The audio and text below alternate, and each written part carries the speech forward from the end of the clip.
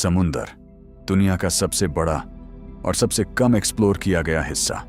समुद्र के नीचे ऐसे सीक्रेट्स छुपे हैं जिसका आंसर साइंस के पास भी नहीं है। जहां हर चीज के पीछे बहुत रहस्य छुपा है।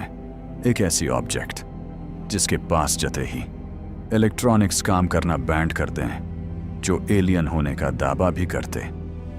तो कहीं दफन है ओ शेहार जहां भगवान खुद रहता था, तो कहीं समुंदर के नीचे छुपी एक ऐसी क्रीचर जो डायनासोर से भी बड़े हैं, जो आपकी सोच को हिला देंगे। नंबर 1, समुंदर के नीचे छुपा योनागुनी मिस्ट्री। अगर समुंदर के नीचे एक पूरा शहर छुपा हो, घर, रोड्स और जायंट स्ट्रक्चर्स, और सब कुछ इतना परफेक्टली शेप्ड कि लगता है किसी मॉडर्न सिविलाइजेशन ने बनाया हो, पर साइंटिस्ट्स कहते हैं यह नेचुरल है, तो सच क्या है? नेचर का काम या लॉस्ट सिविलाइजेशन? 1986 में जापान के पास एक जगह है योनागुनी आइलैंड। वहां एक डाइवर किहाचिरो अराताके शार्क्स ढूंढने गया था, पर जो उसने देखा वो शार्क्स से कहीं ज्यादा शॉकिंग था। समुंदर के नीचे एक massive stone structure, flat platforms, sharp edges और बिल्कुल स्ट्रेट शरी, जैसे किसी ने केयरफुली खुदाई किया हो। नेचर इतना परफेक्ट डिजाइन बना सकती है, या ये किसी इंटेलिजेंट माइंड का काम है? इस स्ट्रक्चर को बोला गया योनागुनी मॉन्यूमेंट। ये ऑलमोस्ट 90 फीट लंबा है और कुछ पार्ट्स 25 मीटर्स डीप पाए गए। जब डाइवर्स और रिसर्चर्स वहां गए तो उन्होंने और भी स्ट्रेंज चीजें नोटिस की। टेरेस लाइक प्लेटफॉर्म्स, स्टेयरकेसेस और कुछ शेप्स जो टेम्पल्स जैसे लगते हैं। अगर ये नेचुरल है तो इतना ऑर्गेनाइज्ड क्यों लगता है? कुछ साइंटिस्ट्स कहते हैं ये सैंडस्टोन रॉक है जो नेचुरली फ्रैक्चर होकर ऐसे शेप्स बना सकता है। अर्थक्वेक्स, करंट्स और टाइम मिलके ये डिजाइन बना सकते हैं, पर सब लोग अग्री नहीं करते। कुछ एक्सपर्ट्स बिलीव करते हैं यह एक एंशिएंट सिविलाइजेशन का पार्ट हो सकता है, शायद एक लॉस्ट सिटी जो थाउजेंड्स ऑफ ईयर्स पहले समुद्र में डूब गया। क्या यह अटलांटिस जैसा कोई रियल एग्जाम्पल हो सकता है? कुछ लोगों ने क्लेम किया उन्हें खुदे भी दिखे सिंबल्स, फेसेस, पर यह क्लियर प्रूफ नहीं है और डिबेट ही आज तक चल रही है। सबसे बड़ा ट्विस्ट यह है, अगर यह स्ट्रक्चर इंसान बनाया है तो यह 10,000 साल से भी पुराना हो सकता है। मतलब यह तब बना होगा जब मॉडर्न हिस्ट्री के हिसाब से ऐसे एडवांस्ड स्ट्रक्चर्स एग्जिस्ट ही नहीं करते थे। तो क्या हमारी हिस्ट्री इनकम्प्लीट है? आज भी योनागुनी मॉन्यूमेंट समुंदर के नीचे है, साइलेंट, मिस्टीरियस, कोई फाइनल आंसर नहीं, सिर्फ थ्योरीज। और हर साल लोग वहां जाते हैं एक ही सवाल के साथ, नेचर का मास्टरपीस या एक डूबी हुई सिविलाइजेशन? आप क्या सोचते हो? नंबर 2, समुंदर का सबसे डरावना साउंड, द ब्लूप। 1997 में समुद्र के अंदर से एक आवाज रिकॉर्ड हुआ, इतना लाउड, इतना डीप कि साइंटिस्ट्स भी डर गए। ये आवाज किसी व्हेल से भी ज्यादा पावरफुल था। तो क्या ये किसी अननोन सी मॉन्स्टर का आवाज था? यह मिस्टीरियस साउंड डिटेक्ट किया था NOAA, national oceanic and atmospheric administration, KRK US scientific agency ने। पैसिफिक ओशन के डीप वाटर्स में उनके सेंसर्स ने एक ultra low frequency sound pick किया, जो इतना लाउड और डरवाना, जो किसी मॉन्स्टर से काम नहीं। इस साउंड को नाम दिया गया द ब्लूप। ये आवाज इतनी पावरफुल थी कि हजारों किलोमीटर दूर तक डिटेक्ट हुआ। एक नॉर्मल एनिमल इतना लाउड साउंड कैसे बना सकता है? साइंटिस्ट्स ने कंपेयर किया व्हेल्स, सबमरीन्स, अर्थक्वेक्स से, पर कुछ मैच नहीं हुआ। कुछ लोगों ने थ्योरी दी कि यह एक जायंट अननोन क्रिएचर हो सकता है, शायद कोई ऐसा सी मॉन्स्टर जो इंसान ने कभी देखा ही नहीं। क्या सच में समुंदर के नीचे कोई अननोन जायंट क्रीचर छुपा है? इंटरनेट पर यह थ्योरी वायरल हो गई। लोगों ने इसे रियल लाइफ मॉन्स्टर साउंड बोलना शुरू कर दिया। पर साइंटिस्ट्स ने इन्वेस्टिगेशन कंटिन्यू रखा। सालों तक रिसर्च चली, डेटा एनालाइज हुआ और फिर उन्हें मिला एक लॉजिकल आंसर। द ब्लू किसी क्रिएचर की आवाज़ नहीं थी, ये एक्चुअली एक आइसक्वेक था। अंटार्कटिका के पास जब जायंट आइसबर्ग्स क्रैक होते हैं तो वो इतनी पावरफुल साउंड क्रिएट कर सकते हैं। अंटार्कटिका के फ्रीजिंग वाटर्स में नेचर खुद इतनी लाउड आवाज़ बना सकता है, मतलब मॉन्स्टर नहीं, नेचर खुद ही इतना पावरफुल है। आज मिस्ट्री सॉल्व हो चुकी है, पर जब लोग पहली बार ये साउंड सुनते हैं तो डर लगता है, क्योंकि समुंदर अभी भी पूरी तरह एक्सप्लोर नहीं हुआ। और कौन जानता है नेक्स्ट टाइम जो आवाज़ आए वह एक्सप्लेन हो या नहीं। तो क्या ये सच में एक आइसक्वेक था या फिर साइंटिस्ट्स हमसे कुछ छुपा के रखा? नंबर 3, समुंदर के नीचे एलियन, बाल्टिक सी मिस्ट्री। सोचो, अगर समुंदर के नीचे एक क्रैशड यूएफओ पड़ा हो, बिल्कुल डिस्क शेप जैसे साई-फाई मूवीज में दिखाते हैं, और जब तुम उसके पास जाओ तुम्हारे इलेक्ट्रॉनिक्स काम करना बंद कर दें।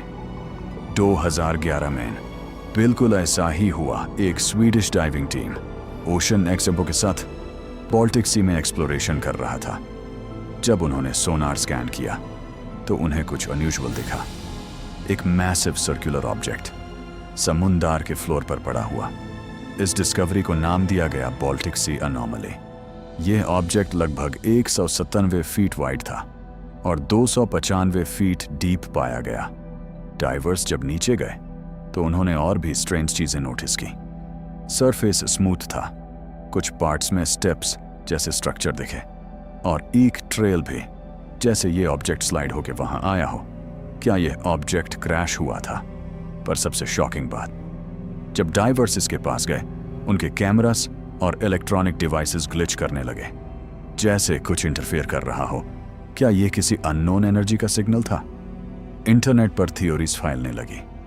कुछ लोगों ने कहा यह एक क्रैश्ड यूएफओ है, कुछ ने बोला यह एंशिएंट अंडर वाटर रूइन हो सकता है। पर साइंटिस्ट्स ने इसे स्टडी किया। उन्होंने कहा यह एक नेचुरल ग्लेशियल फॉर्मेशन हो सकता है। आइस एज के टाइम जब ग्लेशियर्स मूव करते हैं तो वो ऐसे अनयूजुअल शेप्स क्रिएट कर सकते हैं, पर आज तक कोई फाइनल आंसर नहीं मिला। अगर ये सिर्फ रॉक है तो इलेक्ट्रॉनिक्स क्यों फेल हुए?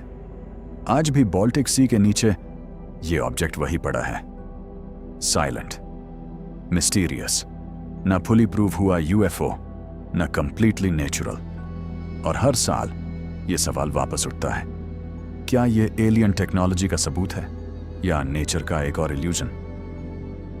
नंबर 4, समुंदर के नीचे श्री कृष्णा द्वारका नागरी।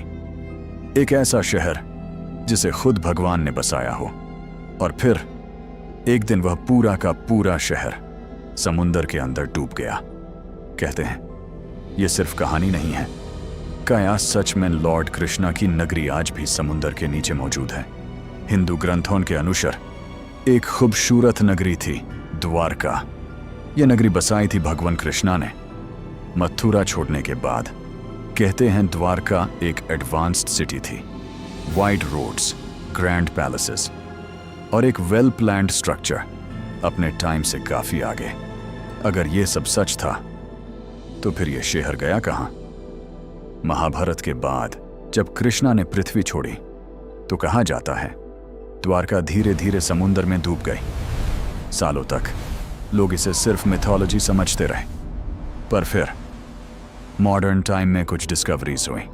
गुजरात के कोस्ट के पास समुंदर के अंदर डाइवर्स और आर्कियोलॉजिस्ट्स ने स्ट्रक्चर्स नोटिस किए, स्टोन ब्लॉक्स, वॉल्स जैसी फॉर्मेशंस और कुछ पैटर्न्स जो ह्यूमन मेड लगते हैं।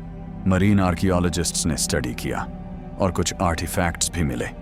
उनका कहना है ये स्ट्रक्चर्स हजारों साल पुराने हो सकते हैं, पर एग्जैक्ट प्रूफ अभी भी क्लियर नहीं है।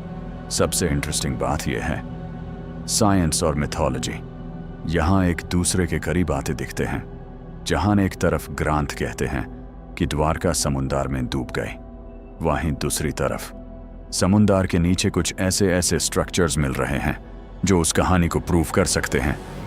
क्या यह कोइंसिडेंस है या सच में इतिहास हमसे छुप गया? आज भी द्वारका का राज पूरी तरह सॉल्व नहीं हुआ। पर यह सिर्फ एक मिस्ट्री नहीं, यह आस्था का भी सवाल है। शायद समुंदर के नीचे एक कहानी सो रही है, एक ऐसी कहानी जो शायद इतिहास भी है और विश्वास भी। आप क्या मानते हो? कमेंट में बताना। नंबर 5, समुंदर का असली जायंट, इच्थियोटिटन मिस्ट्री। इमेजिन करो एक ऐसा सी क्रिएचर जो ब्लू व्हेल से भी बड़ा हो सके साइज में, और ये कोई मिथ नहीं बल्कि एक रियल क्रिएचर था जो मिलियंस ऑफ ईयर्स पहले समुंदर में तैरता था। 2016 से 2022 के बीच इंग्लैंड के समरसेट कोस्ट पर कुछ अजीब फॉसिल्स मिले। पहले ये सिर्फ ब्रोकन बोन्स जैसे लग रहे थे, पर जब साइंटिस्ट्स ने उन्हें स्टडी किया तो पिक्चर क्लियर होने लगी। ये फॉसिल्स बिलोंग करते थे एक अननोन जायंट मरीन रेप्टाइल को। इसका नाम रखा गया इच्थियोटिटन सेवर्नेंसिस। नाम का मतलब ही है जायंट फिश लिजर्ड। पर यह क्रीचर कितना बड़ा था? साइंटिस्ट्स के हिसाब से यह क्रिएचर अराउंड 72 से 85 फीट बड़ा था, और कुछ एस्टिमेट्स कहते हैं यह 100 फीट से भी बड़ा ग्रो कर सकता था। मतलब ऑलमोस्ट एक आध फ्लोर्स बिल्डिंग जैसा साइज। यह क्रीचर ट्रियासिक पीरियड में रहता था, जब डायनासोर्स भी नए नए आए थे। पर इतना बड़ा क्रीचर सरवाइव कैसे करता था? इच्थियोटिटन एक फास्ट स्विमर था। फिश और स्मॉलर मरीन एनिमल्स इसका फूड थे। इसका बॉडी डिजाइन ऐसा था कि यह स्मूथली वाटर में मूव कर सके। सबसे बड़ा ट्विस्ट यह है, यह क्रीचर प्रूव करता है कि जायंट साइज सिर्फ मॉडर्न व्हेल्स तक लिमिटेड नहीं था। मिलियंस ऑफ ईयर्स पहले भी समुंदर में ऐसे जायंट्स एग्जिस्ट करते थे, और हो सकता है अभी भी कुछ समुंदर के नीचे छुपे हों जो इंसानी समझ की बाहर हैं। आज भी साइंटिस्ट्स रिसर्च कर रहे हैं और नए फॉसिल्स मिल रहे हैं। हर डिस्कवरी एक नया सवाल खड़ा करती है कि समुंदर का पास्ट और प्रेजेंट अभी भी पूरी तरह अनएक्सप्लोर्ड है। अगर इतना बड़ा क्रीचर कभी एग्जिस्ट करता था तो हो सकता है आज भी कहीं छुपा है